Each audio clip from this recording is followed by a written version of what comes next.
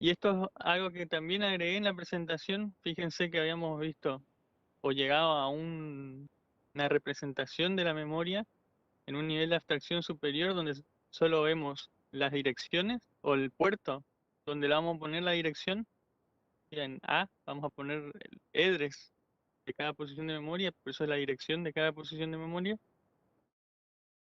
Esa dirección va a tener n bits de acuerdo a cuántas posiciones de memoria va a tener la memoria, así qué capacidad de memoria yo voy a tener, me va a definir el número de bits de dirección. Va a tener otro puerto de entrada que va a ser por donde vamos a escribir la memoria, o sea, donde vamos a poner el dato para hacer la escritura de la memoria. Y otra entrada que es WE, que sería Write Enable, que es habilitación para escribir. Si esto no está puesto en uno, no se va a poder escribir por más que uno tenga un dato en WriteDat, ¿sí? En el WD. Y el puerto de salida es Read Data, por donde vamos a leer la memoria, ¿sí? Donde vamos a sacar los datos de esa memoria. Y fíjense, también hay un clock que va a permitir que se escriba la memoria en forma sincrónica, igual que en el caso de los flip-flops. Y otra posibilidad que tendríamos o que podemos encontrar para memorias es que las memorias tengan múltiples puertos, tanto de lectura como escritura. En este caso se visualiza un ejemplo donde tenemos dos puertos de direcciones, ¿sí? A1, A2, dos puertos de salida para lectura, RD1 y RD2, donde en RD1 vamos a leer lo que le pongamos a la dirección A1 para leer, y RD2 vamos a leer lo que especifiquemos en A2. Y otros puertos de entrada son las direcciones por A3, que van a permitir escribir datos que pongamos por el puerto WD3. Entonces, sería un ejemplo de lo que es una memoria multipuertos, porque tiene múltiples puertos de entrada y salida.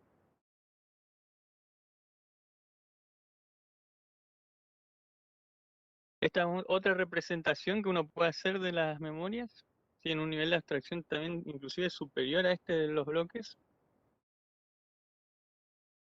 donde tenemos, fíjense, las distintas posiciones de memoria y los bits en cada uno de los word line, podríamos decir, o cada uno de los datos que tienen cada posición de memoria.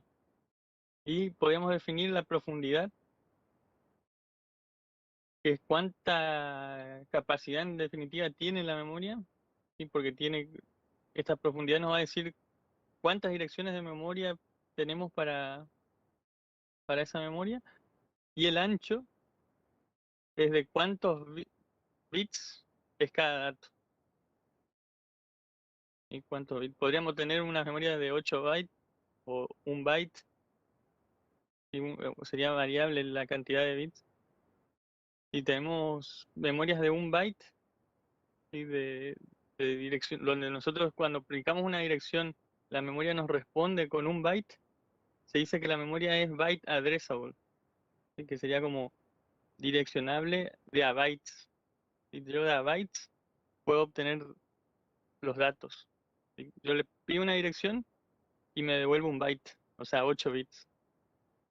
Y eso es algo que vamos a trabajar bastante con memorias byte addressable. Y también existen otro tipo de memoria que se llaman word addressable, que serían ya de más cantidad de bits. O sea, yo le pido a la memoria un, un word y me devuelve varios bits más que un byte, ¿sí?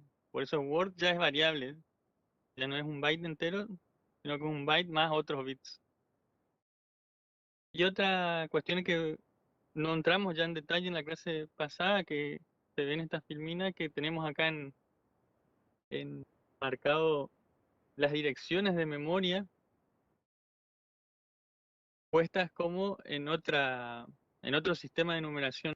Y esto ya no es decimal, ni siquiera es binario, porque binario sería esta representación que tenemos acá a la izquierda, sino que esto se llama hexadecimal, que es un sistema de numeración distinto al binario, pero que también es posicional, igual que el decimal, igual que el binario.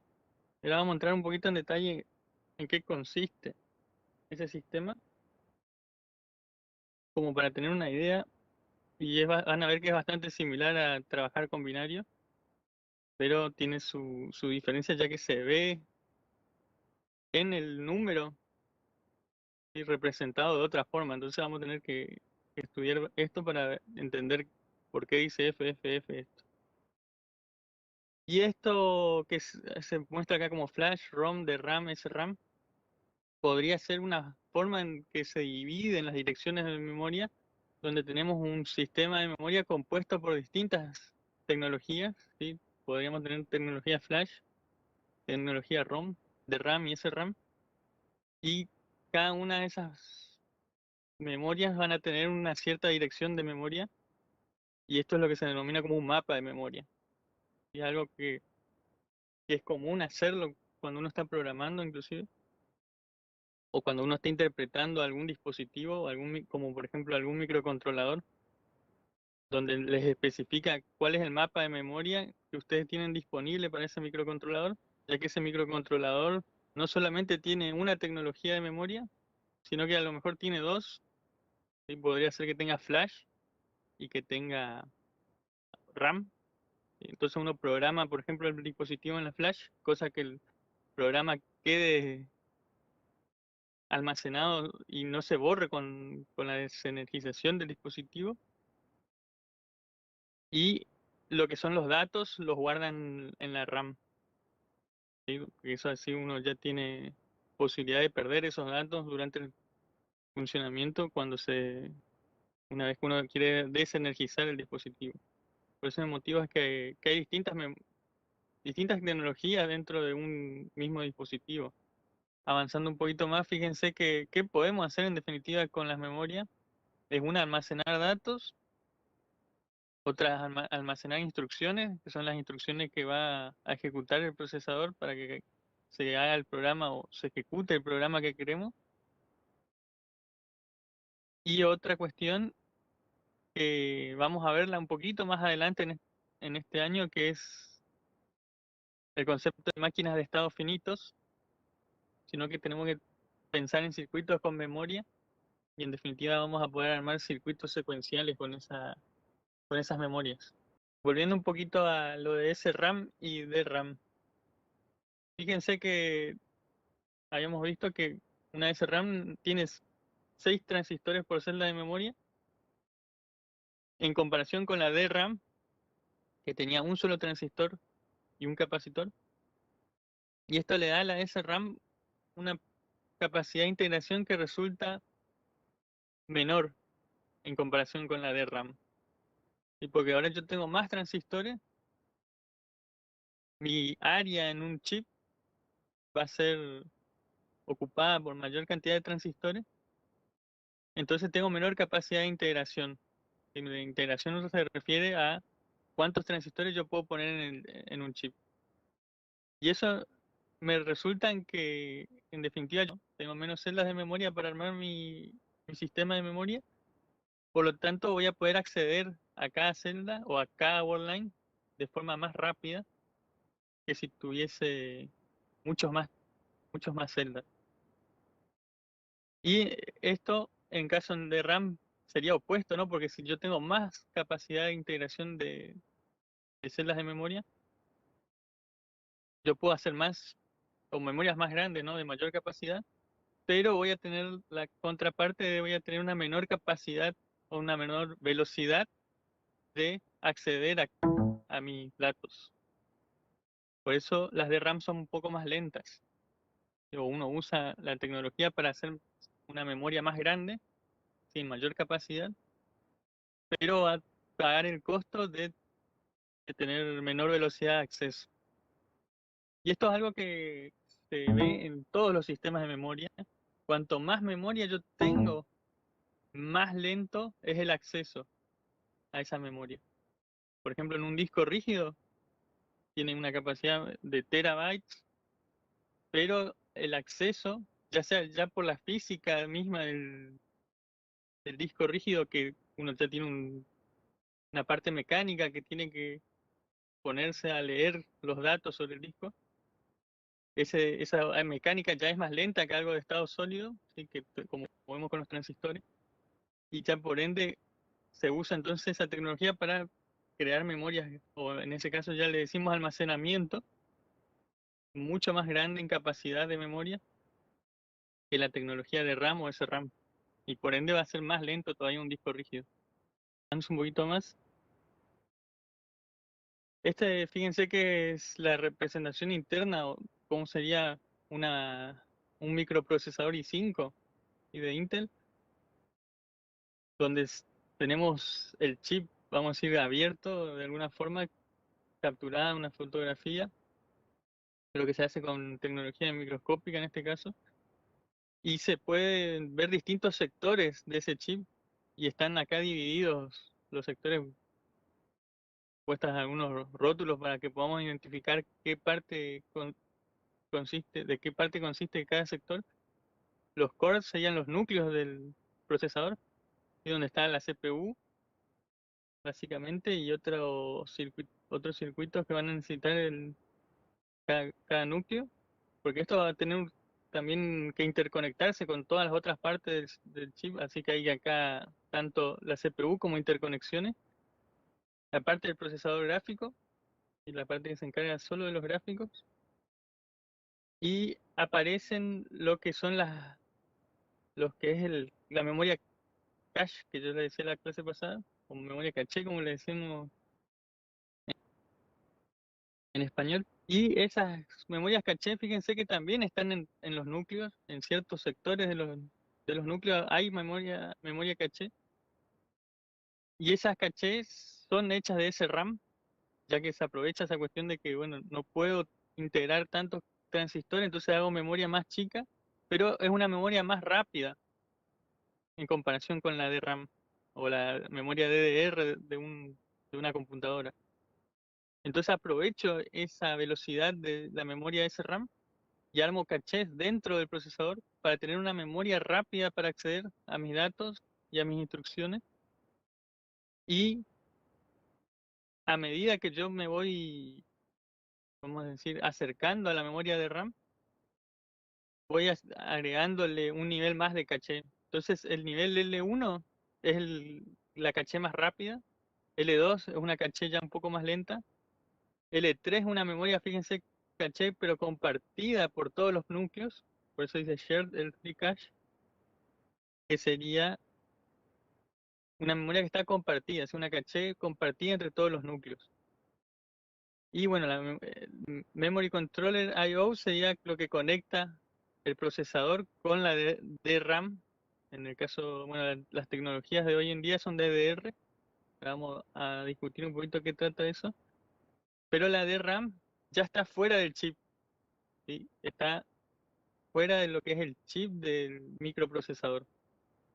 ¿Por qué se hace fuera del chip? Porque yo les mencionaba que la manufactura de este procesador no permite optimizar el proceso para meter tanto transistores como capacitores dentro del mismo chip. Entonces, lo que es la caché la memoria caché se hace dentro del microprocesador, porque uno puede optimizar, la tecnología está toda optimizada para transistores, y lo que necesitan los capacitores, o para poder poner los capacitores, se hace fuera del chip, en un chip separado que también está optimizado, pero para esa tecnología donde ya necesitamos tanto transistores como capacitores. Por ese motivo se hace todavía la tecnología vamos a decir, en lo que es on-chip y off-chip. Y la memoria DDR, a la que mencionaba, es de Double Data Rate. O sea, memoria está fuera de lo que es el chip del microprocesador. Está hecha en otro chip, en una tarjeta que va en otro slot dentro de lo que sería una placa madre. Si esto sería una placa madre de una computadora de escritorio, donde vemos el sector donde está el slot del microprocesador y los slots donde van las memorias DDR. Bueno, también hay otros slots para conectarse con otras cuestiones, como otros periféricos, y con los discos rígidos, etcétera, sí. Acá está el tema de los discos rígidos, y ya a esto se le denomina como almacenamiento dentro de lo que es un sistema de computadora. ¿Por qué? Porque se trata de diferenciar de lo que es la memoria de trabajo del sistema. Que la memoria de trabajo es la RAM, ¿sí? En nuestro caso hoy en día es la DDR, y la memoria, vamos a decir, de almacenamiento tanto de datos, también de programas, porque cuando uno instala un programa lo instala en el disco rígido, pero ese disco se le va a decir almacenamiento para diferenciarlo de la memoria principal. Y el disco rígido puede ser de tecnología así magnética, así de tipo un disco magnético donde se almacenan los datos. Los datos, fíjense que se acceden a través de un lector que es mecánico, que yo les decía, y eso hace que esta memoria, si lo tratamos como memoria, es mucho más lenta que una memoria RAM. Ahora después vamos a ver los tiempos de acceso de cada tecnología, pero esto es mucho más lento en definitiva, ya según uno se puede imaginar, que es por la parte mecánica que limita mucho. Pero uno puede hacer que en ese disco se almacene un montón o muchísima más información que en una RAM. Y la tecnología de estado sólido, y lo que se conoce como discos SSD, por ejemplo, están hechos de tecnología de flash, y la misma que usan los pendrive, que por lo menos la base es la misma, en donde se usa una celda de memoria que está compuesta como si fuese un transistor, como veníamos viendo los NMOS, es parecido al NMOS, pero hay una diferencia constructiva que es en la puerta, vamos a decir, del transistor, se tienen como dos puertas que están aislando lo que es la puerta definitiva del transistor, y entre esas dos puertas se almacena la carga o una carga eléctrica que me va a decir si yo tengo un cero o un uno. Si yo tengo carga, yo entiendo que sería tener un cero en en lo que sería el bit, y si no tengo carga, es como que tengo un uno. Es como, parece un poco al revés la lógica, pero es así. Cuando tengo carga tengo un cero, y cuando no tengo carga tengo un uno. Y esto, bueno, cómo va conectado a las celdas de memoria, tiene también su particularidad. Nosotros no lo vamos a ver ahora en el curso porque que no tenemos tiempo para entrar en tantos detalles, pero la estructura interna de esas celdas de memoria es bastante similar a lo que veníamos viendo de los transistores, con la diferencia de esas puertas flotantes que uno tiene en, en ese dispositivo particular. Y a esa tecnología se le denomina flash. La flash es no volátil, o sea, cuando uno desenergiza a la flash, la memoria retiene esos datos. Por eso los discos rígidos de estado sólido retienen datos, en definitiva, una vez que uno apaga la computadora. No es porque tenga una batería o algo que le mantiene la carga, sino que la tecnología flash de por sí ya es no volátil. Lo que les hablaba de jerarquía de memoria se representa en esta figura donde tenemos la CPU, o esto estaría en el chip del microprocesador, donde tendría la parte que hace procesamiento, y comunicada, lo que primero uno comunica con esa parte que hace procesamiento es la memoria caché, lo que es memoria cache. Y esa memoria es, como les decía, más rápida que todas las otras, que la idea es que sea rápida para que el procesador vea que que está en definitiva funcionando con una memoria de rápido acceso, donde va a ir a buscar tanto instrucciones como datos. Si no encuentra en esa memoria caché, la caché va a comunicarse con la memoria principal, que sería en este caso la memoria de trabajo, es la memoria RAM, y que está implementada con la tecnología de esa DDR, y entonces uno vaya a buscar en la DDR. Si no encuentra en la DDR, va a ir a buscar al disco rígido, sí, sí, ya sea el disco magnético o la SSD.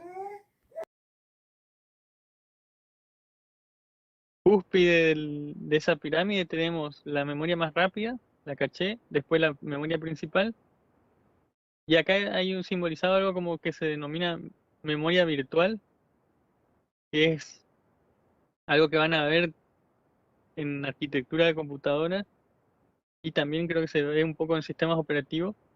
Es un concepto que hace que lo que el programador ve, que tiene como espacios de memoria disponible, es como si tuviese memoria infinita. Y el programador no sabe o no se preocupa por cuánto es el espacio de memoria que tiene, porque se implementa en ese sistema computacional el concepto ese de memoria virtual que hace que se emule lo que el programador en definitiva ve como espacio disponible. Y eso en definitiva es gracias a que uno tiene un disco rígido, una memoria de almacenamiento bastante amplia, que en definitiva tiene muchísimos espacios de memoria disponibles, pero físicamente está acotado. O sea, uno no tiene memoria infinita en el disco rígido, pero la interacción que hay, vamos a decir, entre todo el sistema hace que el programador vea como si tuviese una memoria infinita en definitiva. Esto desde el punto de vista del programador o del compilador, ¿sí? O de los que hacen, vamos a decir, un uso en el sistema computacional de estar programando el procesador o programando el sistema y no desde el punto de vista del usuario. El usuario sabe qué capacidad de memoria hay porque uno lee, uno puede ir y mirar en cada disco o en su memoria RAM qué capacidad de memoria tiene y se le va a especificar, tienes 1 TB, tenés de ese terabyte tanto disponible. Entonces el usuario ve el sistema, vamos a decir, real. Pero cuando uno programa, es importante olvidarse de, o por lo menos le hace la vida, al programador le hace la vida más fácil que el programador piense que tiene una memoria infinita para hacer el programa. Y eso se trata de hacer con ese concepto de memoria virtual. Y en esa base de la pirámide está la tecnología SSD o HD. HDD sería de discos magnéticos. Y entonces se arma esa jerarquía. Memoria más rápida en la cúspide y memorias más lentas en la base de la pirámide. Y el concepto, en definitiva, desde el punto de vista de cómo uno accede a la memoria, está vinculado con este diagramita, a esa jerarquía de memoria. Fíjense, los precios están especificados por gigabyte. La SRAM tiene $5.000 por gigabyte. Esto está un poco desactualizado, pero más o menos las proporciones así en relación a las otras memorias se siguen manteniendo. La DRAM tiene un costo de $7 por gigabyte. Las de estado sólido de ya 0,40, que es tecnología flash, 40 centavos de dólar por gigabyte.